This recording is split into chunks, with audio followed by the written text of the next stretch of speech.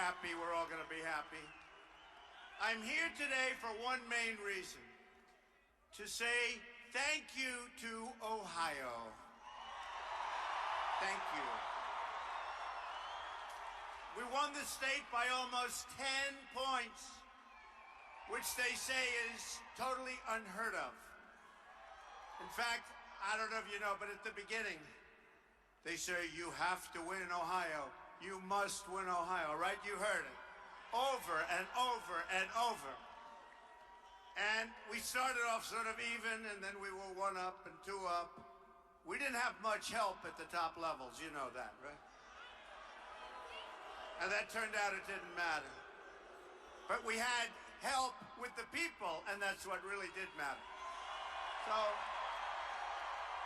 So I kept hearing, you must win Ohio. You cannot win the presidency without Ohio. So we started really, we were about even, right, at the beginning. And then point by point by point. And then we had a couple of little troughs. But with Ohio, there was no trough. It just kept getting better and better. Just better and better. And the end result is incredible. I love you, Ohio. This is a great place. Great people. I have so many friends. Thank you. Thank you. In the true sense, history called and the people of this great state answered. And you're going to be very happy. We're going to say right now, what are we going to do? We're going to make America great again. You watch. You went out and you pounded the pavement, organized your fellow citizens, and propelled to victory a grass. Today on one of the networks, they said, maybe Andrew Jackson? I said, when was that? It was like in the 1838? And then somebody else said, well, that was great, but nothing like what happened here, okay? So it really has been fun. And more importantly, I heard Mike saying about what happened today in Indiana. We're going to do that all over the country. We're going to do it all over the country. Carrier, thank you, Carrier. Today we made history, and now the real work begins. That is the second reason that I'm here today. I'm going to discuss our action plan to make America great again. We're going to discuss it.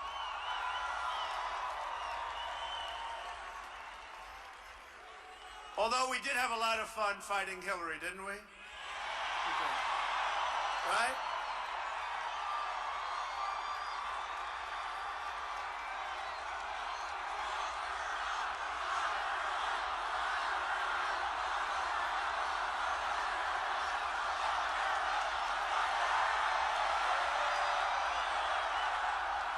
And by the way, the people are continuing to pour in, so let them come in.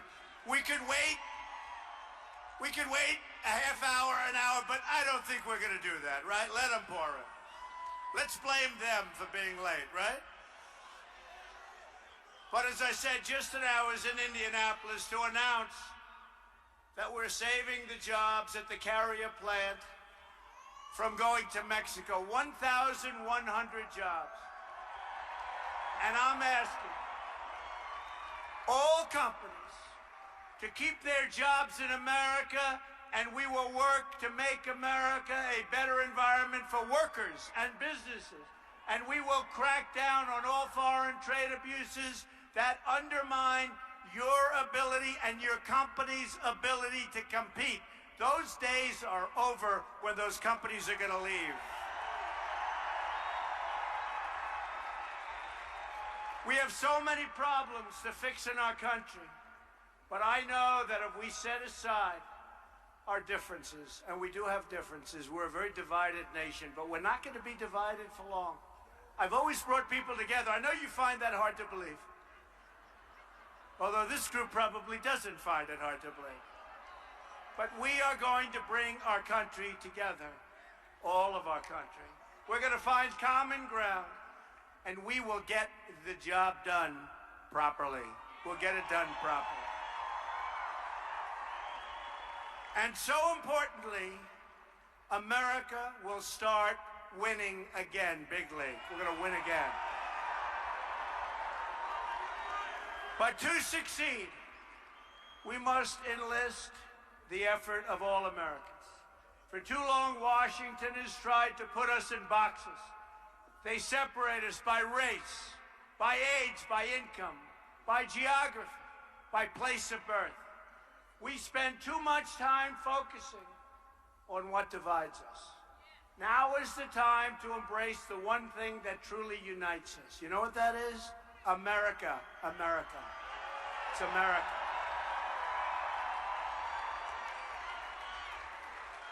Because when America is unified, nothing is beyond our reach. I mean that. You're going to see. You're going to see. We're going to have a country that was never so great. You watch, in so many different ways. You hear a lot of talk about how we're becoming a globalized world.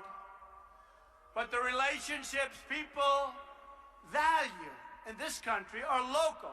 Family, city, state, country, they're local. We'll compete in the world. We want to compete in the world. But we're going to compete in the world where it's a two-way road, not a one-way road. The advantages are going to come back to our country, and they haven't for many, many years.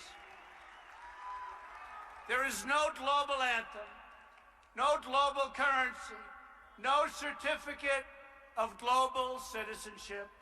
We pledge allegiance to one flag, and that flag is the American flag.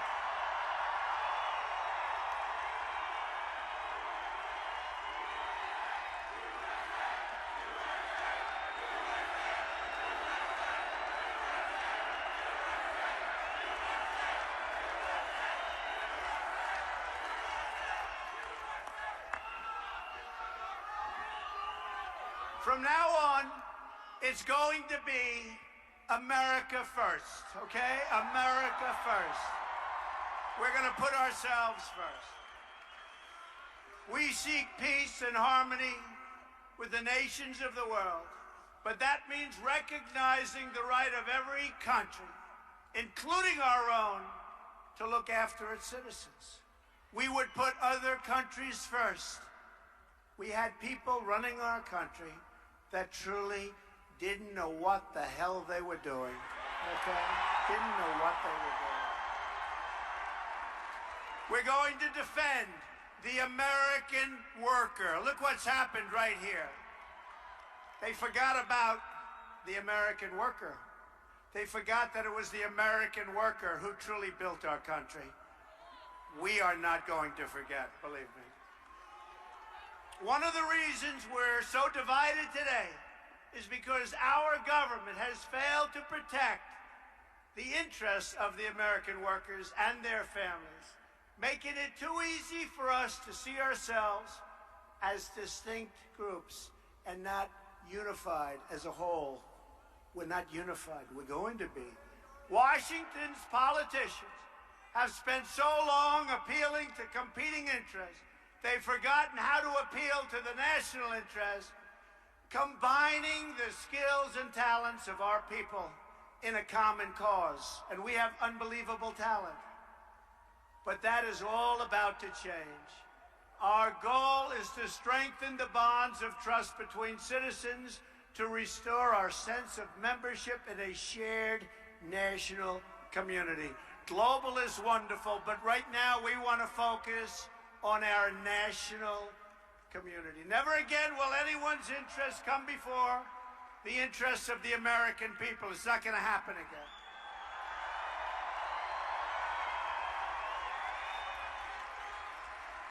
And over the last 2 weeks, since our victory, I've spoken to many foreign leaders. And I will tell you, they have such respect for us. They all tell me how this was amazing. They all tell me how they sat in their magnificent rooms in different countries throughout the world. These are the leaders, the prime ministers, the presidents, all of them. How they sat in their magnificent rooms watching in wonderment and hearing how people came to vote that didn't vote in 20 years. People came to vote that haven't voted before. And they had Trump shirts on, and they had Make America Great hats on, and they had buttons pouring off. And they thought it was amazing.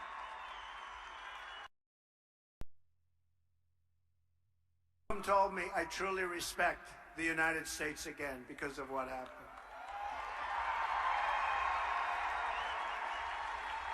We're going to seek a truly inclusive society where we support each other, love each other, and look out for each other. And that means that people coming into our country have to be people that have the potential to love us, not to hate us.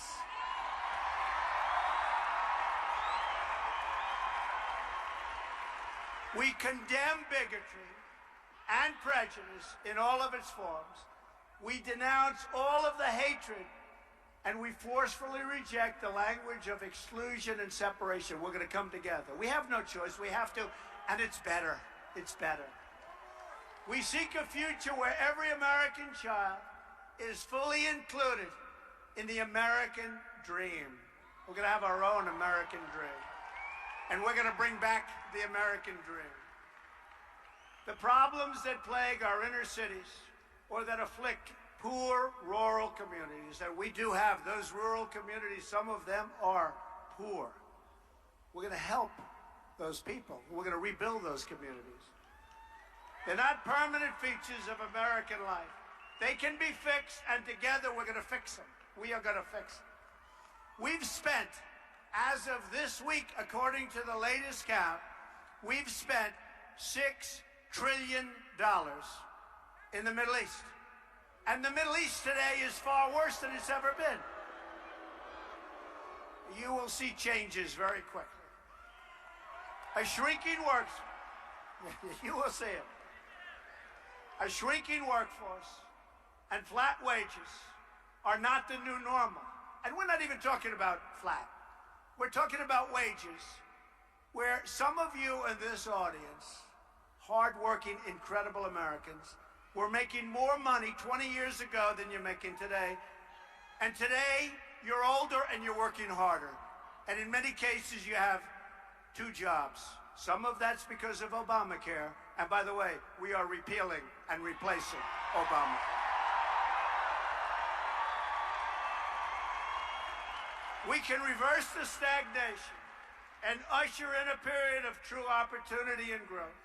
Endless gridlock is not a way of life any longer. We don't have to accept that. Government can be responsive, and we can become proud again of how Washington works. And I've spoken to Democrats, and I said to them, look, we can't go on with this gridlock. It's gone on for so many years. It's gone on for so many years. They can't get together. We're going to get together. And I believe they want to get together. You know why? Because it's time. And the people are angry. They're angry. And they're going to get together. We're going to make joint decisions. We are, and the nice part, our victory was so great. We have the House, we have the Senate, and we have the presidency.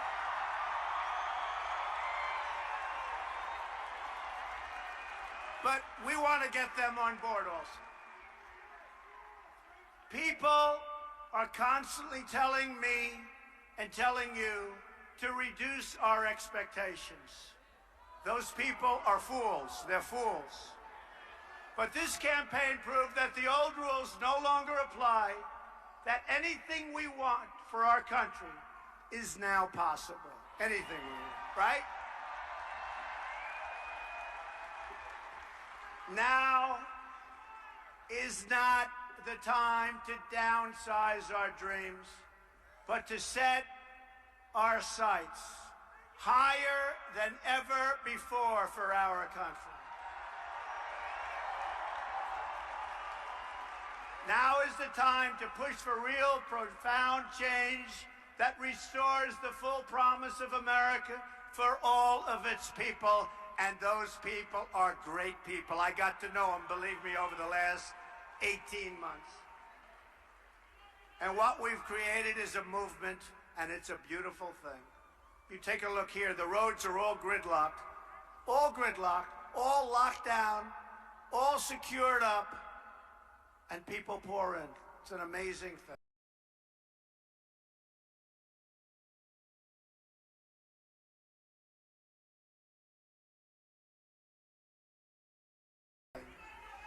Now is the time to unlock the potential of me. This is the moment. This is our chance. This is our window for action. This is the hour when the great deeds can be done and our highest hopes can come true. We're going to do it, folks. We're going to do it. We're going to do it.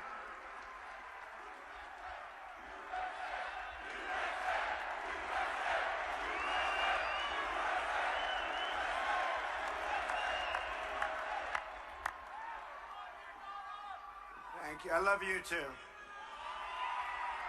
Guy. Some guy. Look at this guy. And I do love him. He's a rough-looking cookie, though, Alto. We love. We have a lot of love, believe me. Going to be a lot of love in our country. Driven by these goals, I'm working to assemble a detailed action plan for America. My plan begins with a bold structural reform to create millions of new jobs and rapidly expand our economic growth. And you see what's happening with taxes. You see what's happening with regulations, which are totally out of control.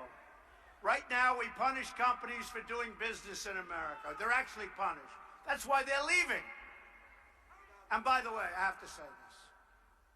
We are going to reduce taxes to a point that are incredible. For the middle class in particular, but for our companies. And we're going to reduce the regulations.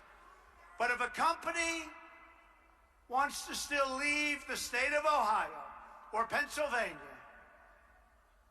or how about North Carolina? How well did we do in North Carolina, right? Remember when they said, he cannot win North Carolina? So we had just won Ohio, Iowa, and we had just won Florida. Breaking news, Donald Trump has won Florida. They say, whoa. And we won it big. But then the people back there, the extremely dishonest press, said, right?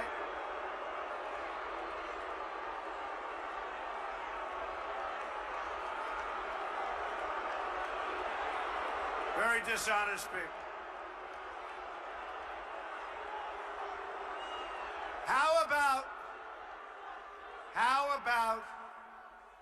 How dishonest.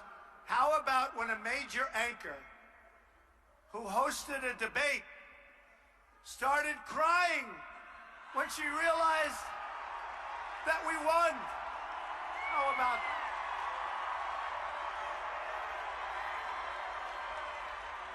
tears? No, tell me this isn't true. And you know what she doesn't understand? Things are going to be much better now. She doesn't understand.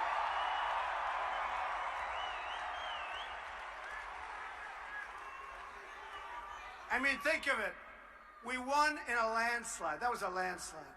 And we didn't have the press. The press was brutal.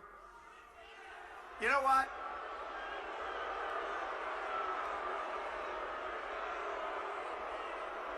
Hey, in the great state of Ohio, we didn't have the upper echelon of politician either, did we? But I will say this. I will say this.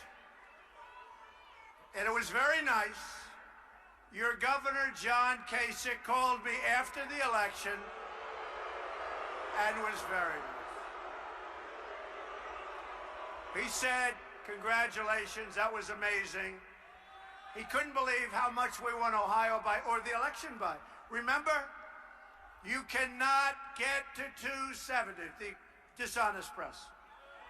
There is no road. Folks, how many times did we hear this? There is no path to 270. There is no path. There is no path.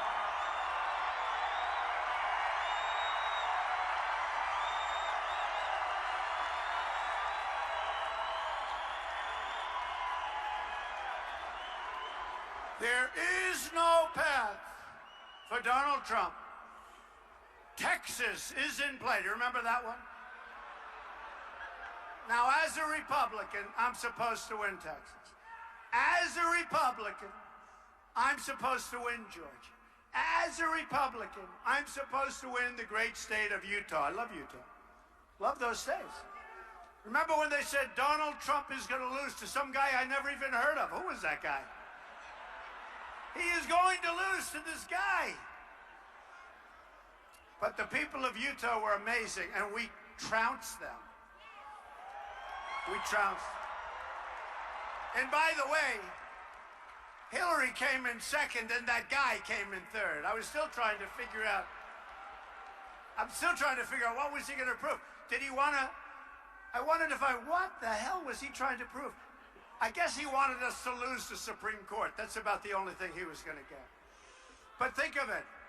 They said, I'll tell you what, just 2-3 weeks before the election. And my friends would tell me just the opposite. They live in Texas and Georgia. They said, Georgia is in play. Texas is in play. That means like we're even. And then we won in a landslide, both states. I said, what happened? Right? They go, for weeks, Texas is in play. Then you turn on the television like 2 minutes later. Donald Trump has won Texas, you know.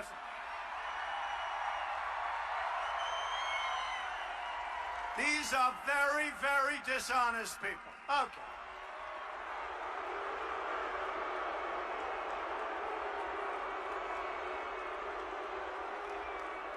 I love this stuff. Should I go on with this just a little bit longer? I love it. How about it's like 12 o'clock in the evening, and Pennsylvania, I'm leading by a lot. And we couldn't get off 98%. They didn't want to call it. We're leading by so much that it's impossible. If I lost every other vote, and they refused to call. Then at 3 o'clock, I'll never forget, I watched a particular person, and we won Wisconsin, and we won Michigan, and we won Pennsylvania, right? And that person is doing the map. And that person was saying for months that there's no way that Donald Trump can break the blue wall, right? We didn't break it, we shattered that sucker. We shattered it. We shattered it. Man, that poor wall is busted up. So, I'll never forget it, though, because it felt so good. You know, more so because they kept saying there's no path and all this nonsense. So, and I go out and I see the people like this, and I'd say, how are we going to lose? I mean, how are we going to lose? But what happened? So they'd say, we win Wisconsin. Donald Trump, 38 years or so. Donald Trump has won Michigan. And then they're looking at the map, they're saying, oh, wow. There's no way for Hillary Clinton to become president. Donald Trump is president of the United States. Oh, amazing. It's amazing. Really amazing.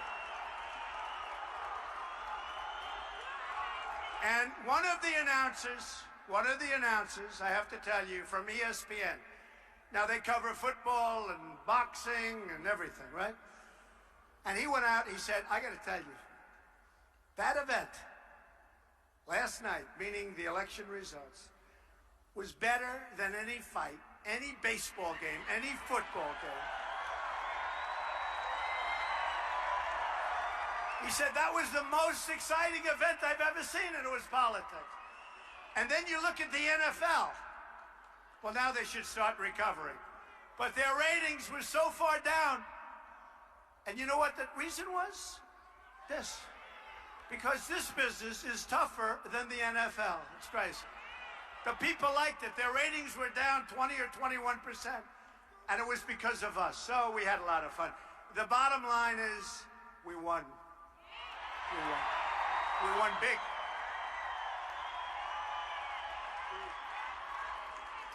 Whether it's producing steel, building cars, or curing disease, we want the next generation of innovation and production to happen right here in America and right here in Ohio, right?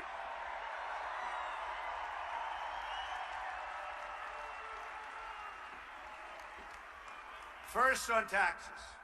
We're going to massively lower taxes and make America the best place in the world to hire, to invest, to grow, to create, and to expand. We're going to do that. On regulation, we're going to eliminate every single wasteful regulation that undermines the ability of our workers and our companies to compete with companies from foreign lands. We're going to do that. We have the greatest competitors on earth. And by the way, I've put on some of the greatest business people in the world. One of the networks said, why, he put on a billionaire at Commerce. Well, that's because this guy knows how to make money, folks.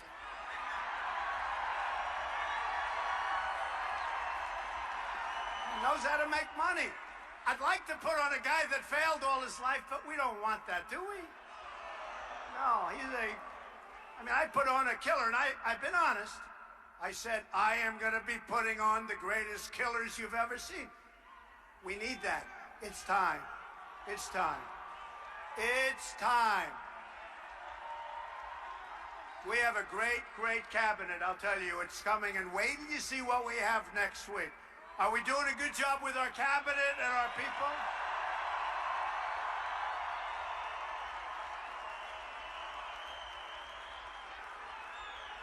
And I don't want to tell you this because I want to save the suspense for next week. So I will not tell you. I refuse to tell, and don't let it outside of this room. Do you promise? Raise your hand. Promise. So I will not tell you that one of our great, great generals. Don't let it outside, right? And of course, the press is very honest. I'll never let this go. Even though it's all live, they got about 7 stations live.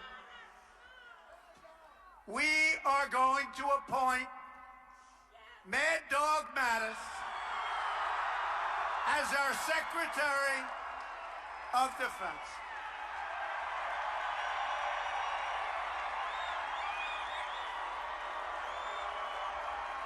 But we're not announcing it till Monday, so don't tell anybody.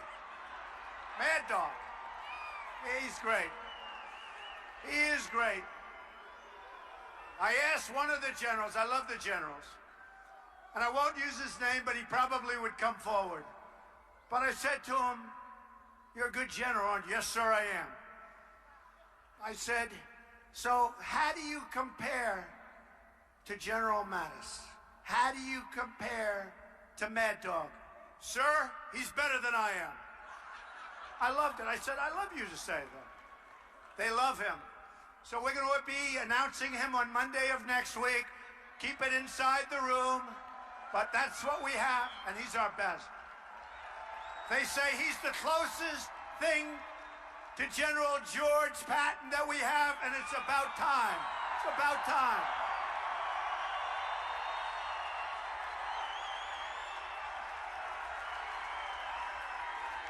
Okay.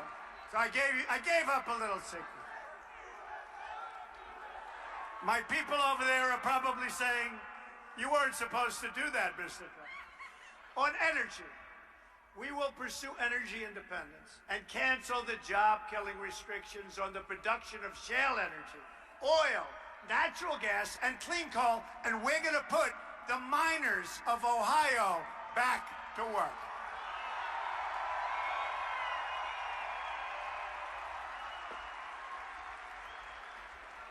On infrastructure, we will build new roads, tunnels, bridges, railways, airports, schools, and hospitals, including major projects in the inner cities. There's such potential in the inner cities. We're not using our potential. Remember when I would make the speeches, I'd say, what the hell do you have to lose? The African-American community was so great to me in this election. They were so great to me. Amazing. I couldn't believe it. I started off at a low number. And every week, boom, boom, boom. And I got it up to a number that's higher than all of the Republican candidates for years. And it was great. The Hispanic community, I did great with the Hispanic community. Great. Higher than people that were supposed to have done well. I felt it. And is this really a big surprise? We did great with women. Can you believe it? Great with women.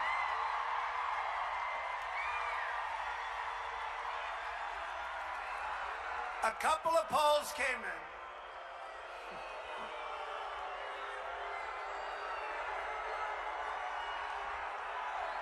A couple of polls came in the early states, and they said, we don't believe it. He's doing well with women. But every time I went out, I saw those beautiful pink signs, right? Women for Trump, and I knew we were going to do well. So we did great with women. We did great with everybody. We will deepen our harbors and new lanes of commerce across the nation. We have harbors that ships can't even go into. We will have two simple rules when it comes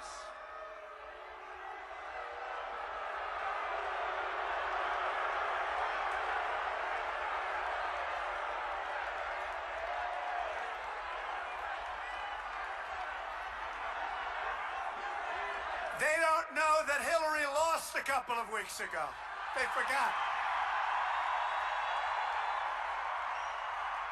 I don't know. Where do these people come from? Oh, well.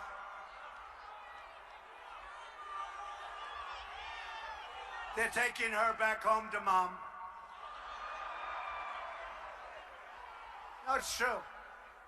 It's true. They don't realize. They don't know. You know, a lot of the people that protested, we said, did you vote? No, I didn't vote. They don't vote. They never vote. And do you agree with my stance that if people burn the American flag, there should be consequence, right? Think so. Think so.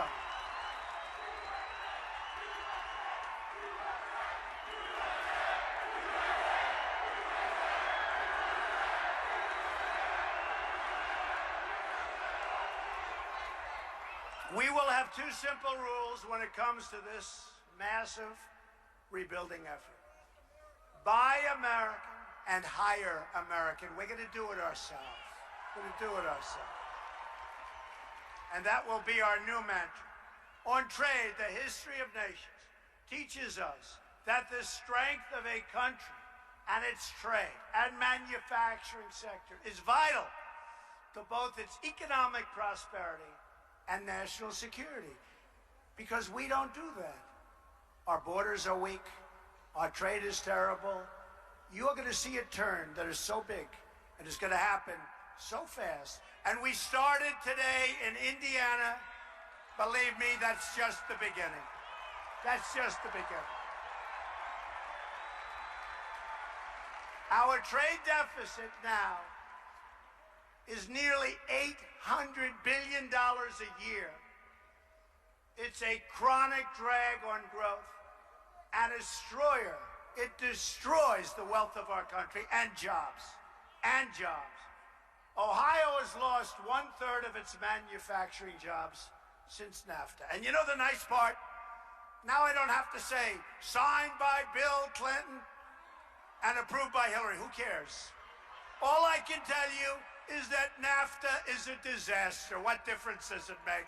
We will fix NAFTA, or we'll terminate it and start all over again. America has lost 70,000 factories. Hard to believe. I always say that's a typo. 70,000 factories since China joined the World Trade Organization. Think of it. In the year 2000, America had nearly 20 million manufacturing jobs in the Rust Belt, okay? Today, we have only 12.3 million manufacturing jobs left in the Rust Belt. We're going to bring them back. We're going to bring them back.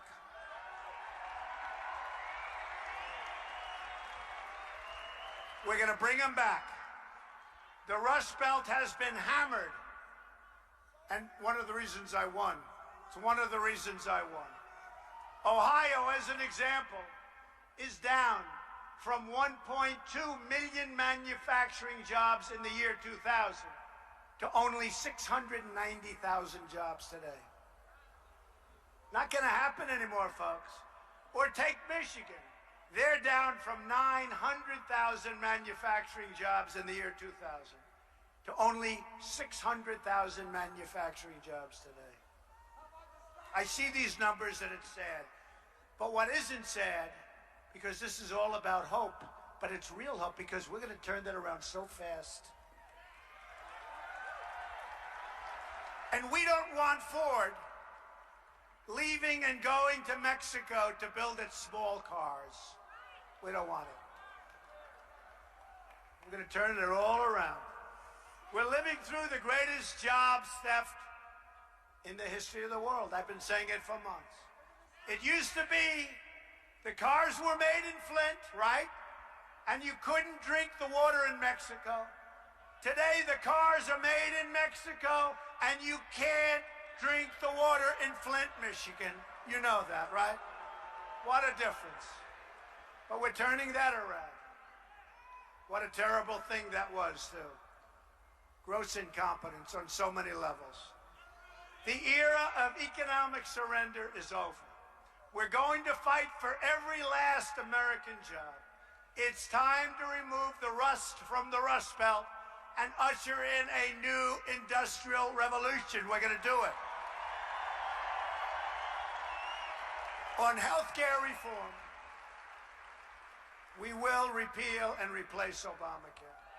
We have no choice. We have no choice. And we will finally fix health care for America's incredible veterans. Veterans. We love our veterans. Where are the veterans? Raise your hand. Who's a veteran? We got a lot of veterans. Our veterans have not been treated properly. And I want to thank our veterans, and I want to thank our military, and I want to thank our police forces, because the number of votes I got was staggering. Staggering. For whatever reason, people in uniforms like Trump, I don't know, I have to figure that out. These are great people. We're going to take care of our veterans, and we're working right now on somebody to run the Veterans Administration who will be terrific, believe me, terrific. And I'll be watching, too. I'll be watching.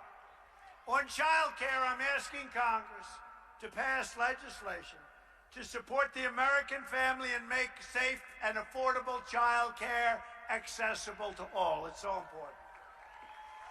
Our agenda will fight to increase pay and opportunities for women in the workforce. Support women entrepreneurs. Who's a women entrepreneur here? Who's a women? A lot of them. Hate to tell you, men, generally speaking, they're better than you are.